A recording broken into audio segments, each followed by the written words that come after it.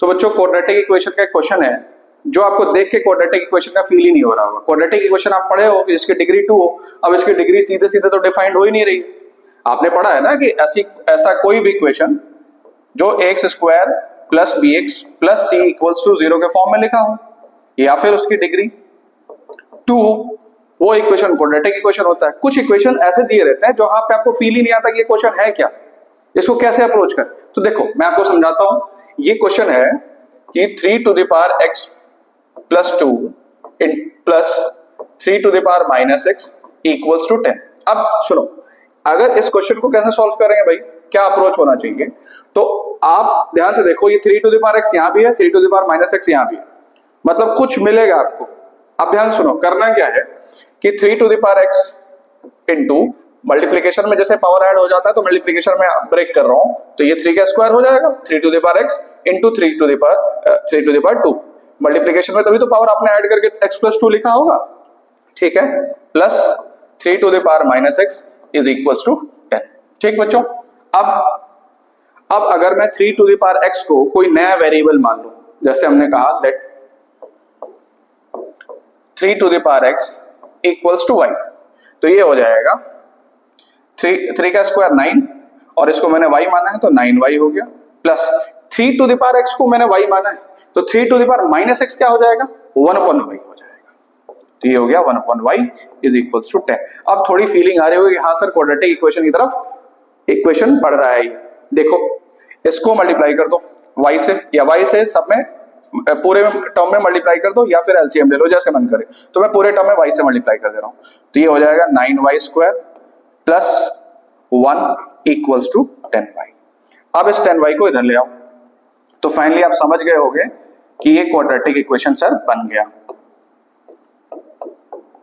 देखा, quadratic equation बन गया। पहले हमें आइडिया ही नहीं लगता ऐसे क्वेश्चन में कि करना क्या है, तो ऐसे क्वेश्चन को अप्रोच करने के लिए आपको कुछ सिमिलैरिटीज ढूंढनी होगी कि भाई 3 टू द पावर x यहां भी है, 3 टू द पावर x यहां भी है।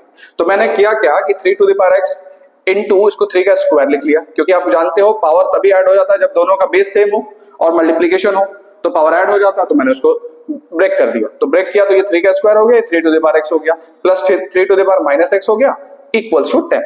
अब मैंने क्या किया बच्चों कि 3 टू द पावर x को y मान लिया, कोई नया वेरिएबल मान लिया, तो y के टर्म में जब मैंने y माना तो ये फाइनली हमारा क्वाड्रेटिक इक्वेशन ये बन के तैयार हो गया। अब जो आप सॉल्व करने का तरीका, जो भी अप्रोच चाहो, तो आप मिडिल टर्म स्प्लिटिंग लगा लो कि फर्स्ट टर्म और थर्ड टर्म का मल्टीप्लाई कर लेते हैं, ठीक।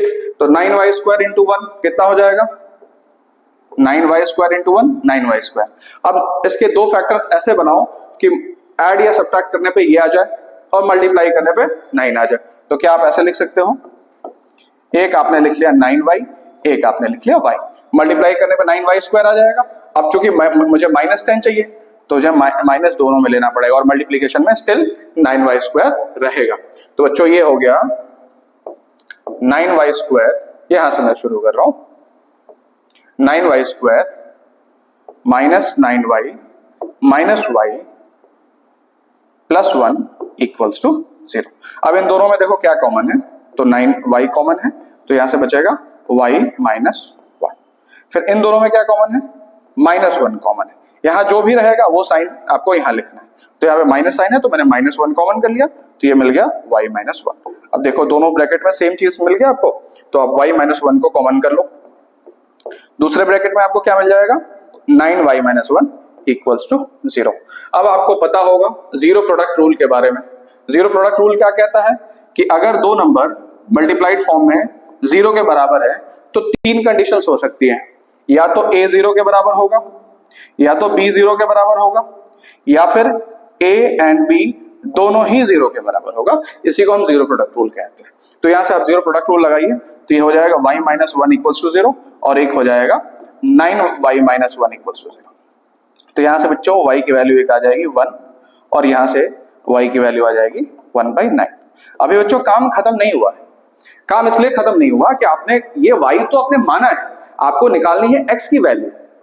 आपने क्वेश्चन को मॉडिफाई करने के लिए, एक्सप्रेशन को मॉडिफाई करने के लिए आपने 3 to the power x equals to y माना है, तो अभी तो हमने y की वैल्यू निकाली, हमें निकालनी है x की वैल्यू। तो यहां आ जाओ,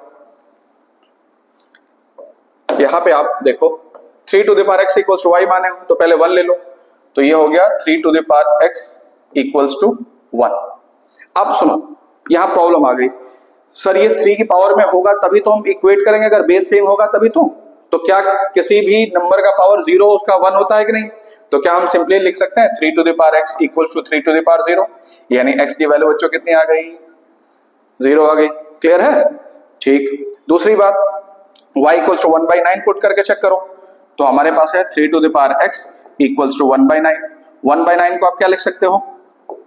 3 का स्क्वायर, और 3 के स्क्वायर को ऊपर लेते जाओ तो 3 टू द पावर -2, तो x की वैल्यू बच्चों हो जाएगी -2।